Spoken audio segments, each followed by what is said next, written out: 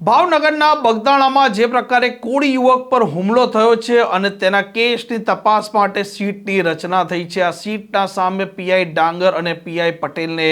હાજર થવાનું છે અને આજે સંભવત તેમની પૂછપરછ પણ થઈ શકે તેમ છે। વિગતવાર વાત કરવી છે આ મામલાને લઈને શું અપડેટ છે તેની। વૈષ્ણવજન તો તેને કહીએ જે પીડ પરાઈ જાનાને રે।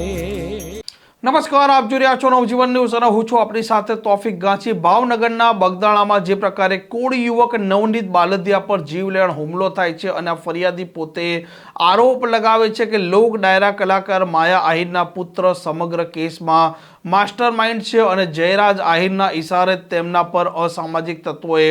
હુમલો કર્યો છે। આ કેસે ગુજરાતમાં ખળભળાટ પણ મચાવ્યો છે અને વર્તમાન સમયમાં કોળી સમાજ માટે આ કેસ છે તે વર્ચસ્વની લડાઈ પણ બની ચૂક્યો છે, કેમ કે આ ફરિયાદી નવનીત બાલદિયાના આરોપ છે કે જ્યારે તેમણે પોલીસને નિવેદન આપ્યું હતું તે સમયે પીઆઈ ડાંગર હતા અને પીઆઈ ડાંગરે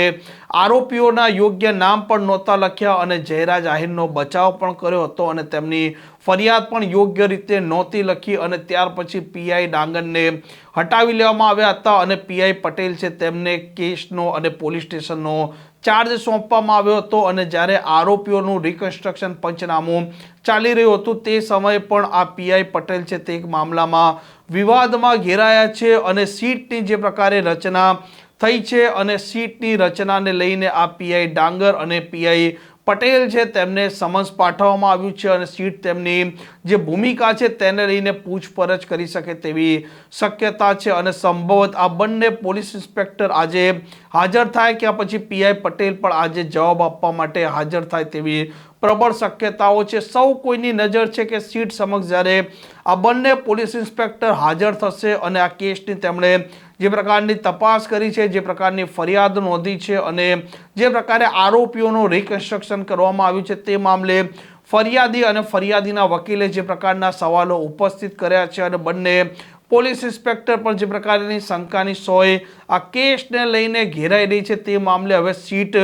તેમને કેવી પ્રશ્નોત્તરી કરશે અને આ મામલે આ બંને પોલીસ ઇન્સ્પેક્ટરો તેમના બચાવમાં શું પક્ષ મૂકે છે તેના તરફ સૌ કોઈની નજર પણ છે, કેમ કે આ મામલો અત્યારે ગુજરાતના રાજકારણમાં ચર્ચાનો મુદ્દો બન્યો છે। મામલો મુખ્યમંત્રી ભૂપેન્દ્ર પટેલ સુધી પણ પહોંચી ચૂક્યો છે અને આ મામલે ભાવનગર રેન્જમાં જ આ સીટ છે તેની રચના થઈ છે અને અત્યારે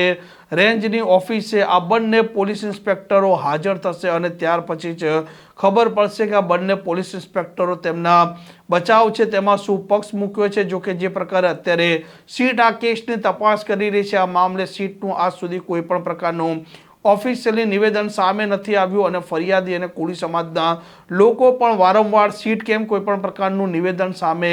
નથી આપતા તેવી પણ ચર્ચા અત્યારે એ વારંવાર કરી રહ્યા છે। આ પ્રકારના સમાચાર માટે નવજીવન ન્યૂઝ ચેનલ સાથે જોડાયેલા રહો। નમસ્કાર।